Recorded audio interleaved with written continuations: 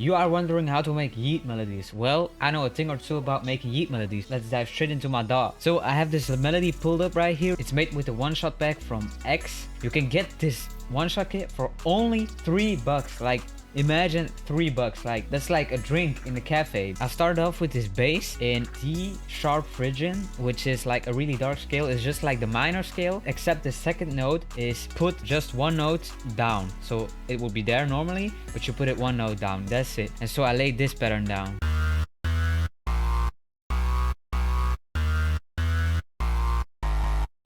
Already very bouncy, extremely bouncy. What I then did is, I put this lead down, doggy lead, put some EQ over there, I put some chorus on there, put some reverb on there, and then I laid this pattern down.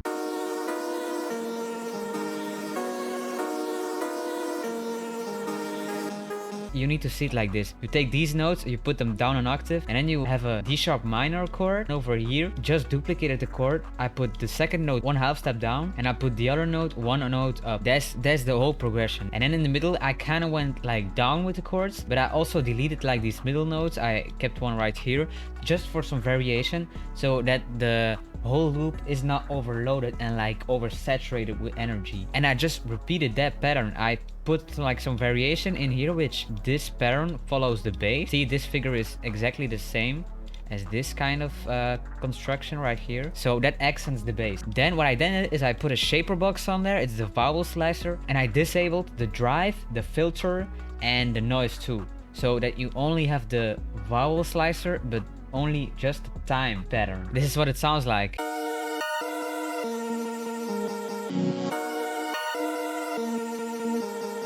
Very trippy if you ask me. I just cut out some lows, which the shaper box added. Then I put that into a slicer tool, put it an octave down, also like cut out a lot of the EQ, put a vinyl on there, and as you can see, I put another shaper box on there.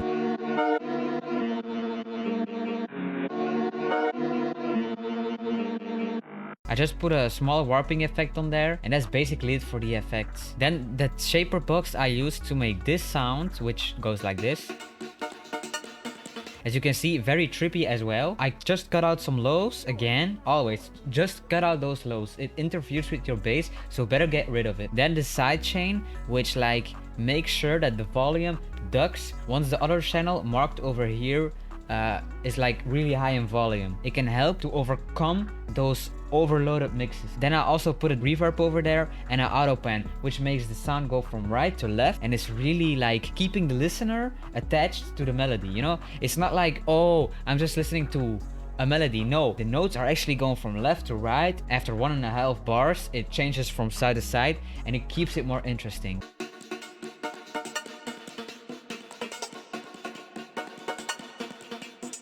That's how that looks like. And then I also put this stock bass called abdominal bass from Ableton, and I just took this bouncy pattern and I just like selected them all and then pressed legato, so they all were pretty laid out. That's pretty much the melody. You don't need to overcomplicate it. It's very easy to overcomplicate your melodies, but even for YEAT melodies, you don't need to overcomplicate that.